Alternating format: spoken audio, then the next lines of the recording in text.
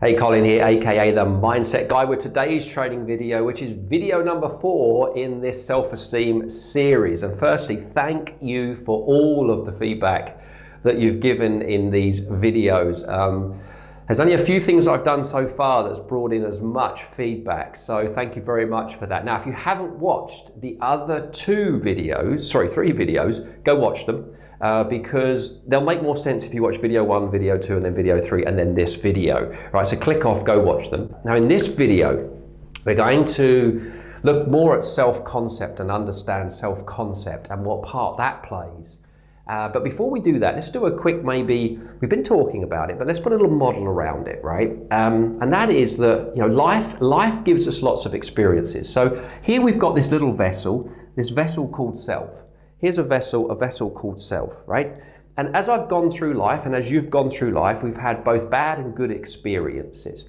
And all of those experiences have seeped in and become part of who we are, part of the way that we conduct ourselves, part of our personality, part of the way that we respond and react in the world, right? So now let's look at some experiences that are not very pleasant. So, if you grew up and you were in a care unit or family where you excessively criticized, that's going to make a difference. Or you experienced neglect, or you were punished more than not, or if you were different in some way to those that you surrounded you, different colored hair or, different colored skin, and that probably then puts you, in a situation where you might be ridiculed or bullied. At worst, you might have experienced hardship or rejection, right? Now, all of us will have experienced amounts of that, but if it's excessive, if it's more than sort of most, then of course all of that has gone in to this vessel here, meaning it's gone into us. If you take rejection, right? So let's say that, at school you weren't asked to join the team, or you weren't asked out on a date, or you weren't asked, will you dance with me? Or you got rejected from, going in for your first interview for your job, or you've experienced rejection in a relationship, like a marriage, for instance, that's broken up, or you've been fired, right? The thing is, all of those and all the others that I spoke about, they're just data. It's just data, but the challenge is we give it meaning. And depending on the meaning we give it, it can really affect our self-esteem and our self-worth. So what we don't do, right? Imagine that this was a vessel like that, right? And we're a vessel, I should say. And imagine that we could open up, and look in at all of those life experiences. And we were able to go, oh, now that was where I was, I was really proud of that at school. That was a project that I did. I want to keep that one. So let's keep that one in there. This one. Oh no, this is my dad, who wasn't a very happy individual anyway, always criticizing me, always saying that I'm a no-hoper. I'm not going to keep that one, right? Imagine if we did that, the difference, but we don't. We don't. See, all of these experiences have become part of, as I said, our makeup, our personality, but we've never really stopped to explore all of these experiences. And what I've put here is, I need hugs, right? I need healing hugs. Now the hugs, it's just a way of remembering our hurts, our unworthiness, our guilts, and our shames. So we have to heal those. We have to hug ourselves in order to be able to move more from low self-esteem to high self-esteem. So I hope that makes sense. Now let's look at self-concept then. Let's understand a little bit about self-concept. As we sort of talked about, that this is the feeling part, this is the seeing part, it's the perception part, self-perception. It's the way that we perceive ourselves. And it's really built around self-image, the images that we have of ourselves that sit more in that subconscious mind. Now here's the key thing, you can't outperform the way you see yourself. The way you see yourself becomes the limit. So you'll see here that I've put I'm not good enough at the end of worthiness, and here I'm incompetent. Now you can see that really there's only 2 beliefs that we have to change, 2 core beliefs that we have to change, and that's both of them. If we change I'm not enough, good enough, smart enough, clever enough, successful enough, I'm not worthy, I'm not deserving of a great relationship, I'm not deserving of earning a load of money, I'm not deserving of the life that I really want, I'm not deserving of it, right? we've got to change that belief, and I've talked about that in the other videos. Then the second belief is when I'm incompetent. Now the challenge is, because these two are interacting with one another, you can see how this maybe plays out. So we have an image of ourselves, right? We have an image of what we should be able to do. Notice the word should be able to do. And when we have low self-esteem, what tends to happen is that it's sort of like a black-white thinking. So this is what it looks like. And then of course I try and do it and I don't get the should result, the perfect result. So that leads then to a comparison. I start to compare myself. Remember, at this end of the spectrum, we're much more comparing ourselves to the external world. So I start to compare myself. And of course I don't stack up. So then I move to a judgment. And then I move to self-rejection, and then that causes me to feel low self-worth, low self-esteem. So we don't give ourselves the best chance. Now, when we're at this end of the spectrum, right, we may not be able to do something, but we maybe believe that we're a competent learner, or that we can competently grow into being able to do something. And I'm competent around stepping outside of my comfort zone. Yeah, so that level of competence allows us to go for it, to stretch ourselves. And of course, if we don't get the result we're looking for, because we've got high self-worth, high self-regard, we're able to deal with it. And then we have another go. And so we go. So this causes us to quit. This causes us to keep going. So self-concept is a bit like an inner mirror. It's a bit like maybe a better metaphor might be like a thermostat in a room. That it is, whatever you turn the thermostat, if there was a thermostat in here and we set it and then the temperature goes down, the heaters will come on, right? And that's where we perform below the level that we believe we're capable of. Then we go into scramble. We want to get going. We want to get our level back up again. But there's also, if it gets too hot, then the coolers come on and it comes down. So if we're performing above, or we are experiencing more happiness than we should, then we'll sabotage it. Or our relationship's going better than it should, then we'll sabotage it. And I've worked a lot with sports people, work with golfers, and golfers certainly experience this. Having a fantastic round, they're playing above their handicap, and then in the last 3 holes, they screw everything up, so they get back to about the handicap that's right. And if you play golf, that may sort of resonate with you. So self-concept. Now, let's pull this together now by looking. I've been talking about how do you know, what are some of the symptoms, if you like, of low self-esteem. So I'm going to talk about masks here. I'm going to bring up 3 masks. The 3 masks that we wear, the 3 faces that we're trying to save.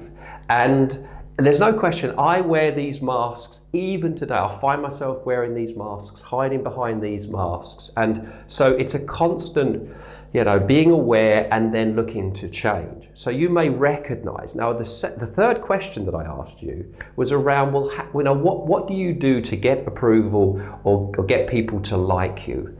It was a question something like that, right? So if you have that question, pull it out now, stop the video, pull it out now, because you may recognize some of what I'm about to go into.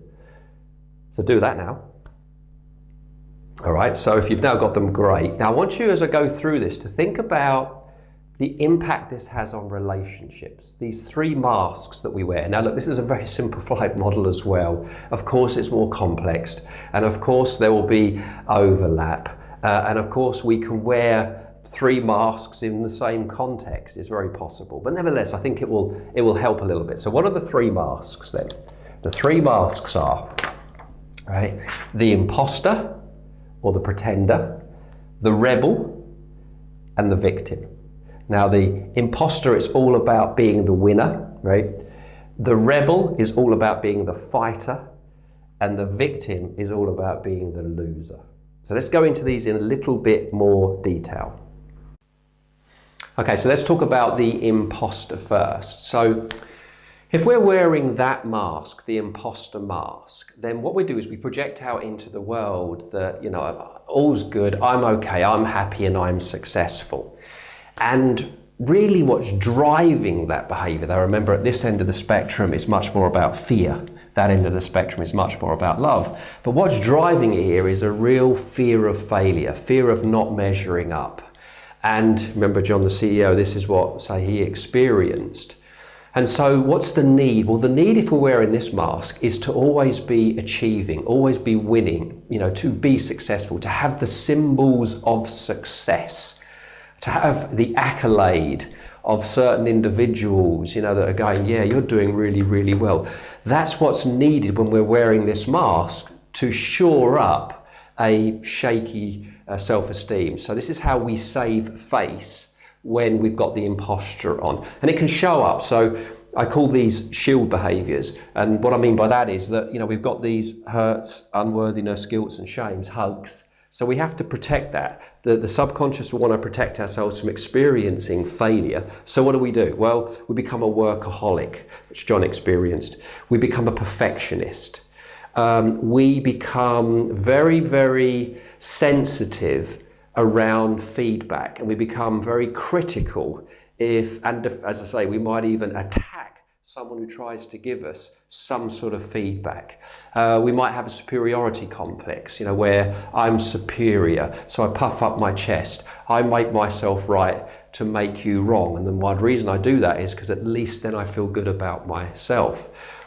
It might be that I come across as very calm on the surface, but actually I'm scared, I'm shitting myself to show you that I'm embarrassed right now, or I'm scared right now, or I'm fearful right now. I don't want to express those emotions through fear of the way that you might perceive me, because then if you perceive me that way, I'm not going to feel too good about myself. So that is the imposter. Let's look at the rebel. Now the rebel, when we've got the rebel mask on, what we're doing is we're saying to the world that basically what you tell me, I don't care about. And especially if it's goodwill from important people. It could be family members here that are trying to do us good, or it could be powerful people in the world. So basically what we want to do is we want to stick our finger up to all of that.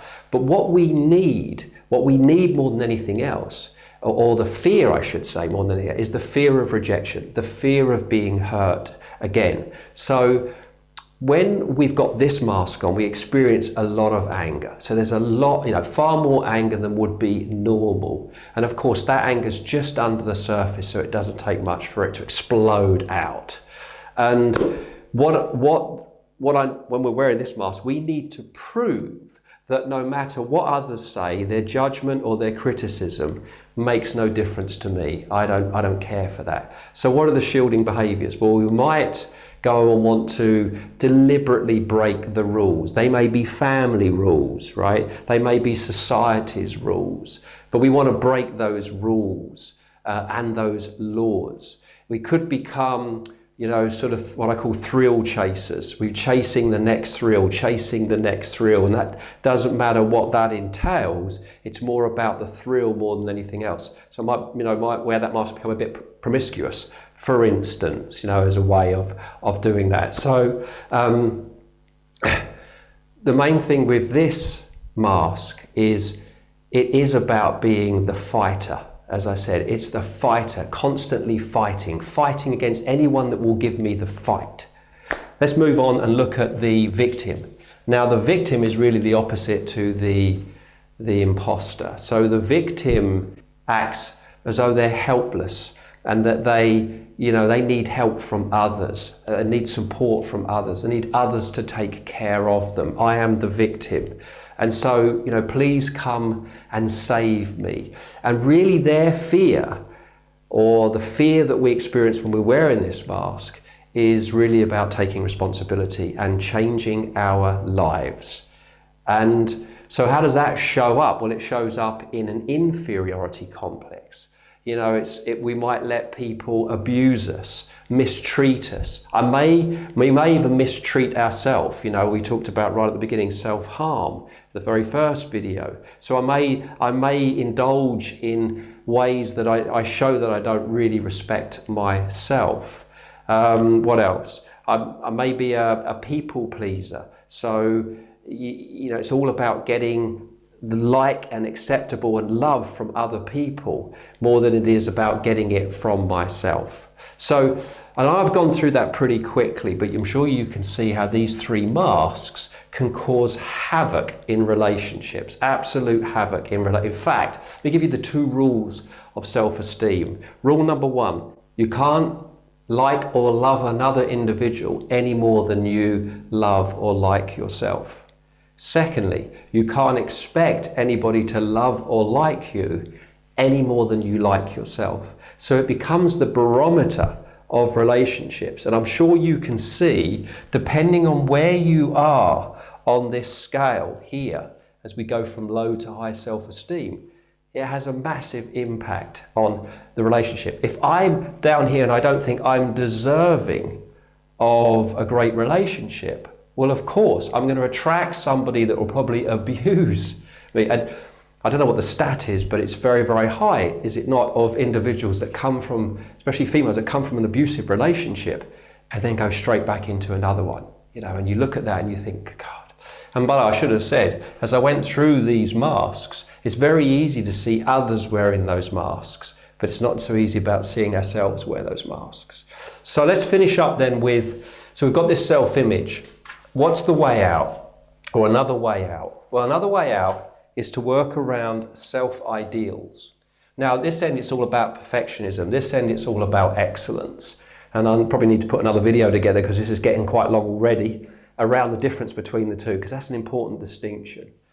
But here, this is all about really now seeing myself at my best, at this moving more towards excellence. It's the best possible me. And this is all based on visualization. And I've done a video on visualization. So if you've not seen it, go and watch the video on visualization, find it, because I share with you how to visualize.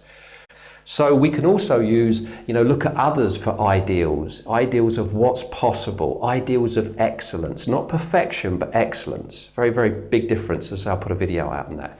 So let me just leave you then with, I've created a little tool for you here. It's called the Self-Esteem Builder. It's a guided visualization. So all you've got to do is put it on and play it. And what I do is I take you through sort of a guided visualization. It has isochrotic tone music built into it, which causes your brain to hemisync, puts you in the right state, means that the critical mind disappears whilst the subconscious mind opens up, and all of these great suggestions drop down.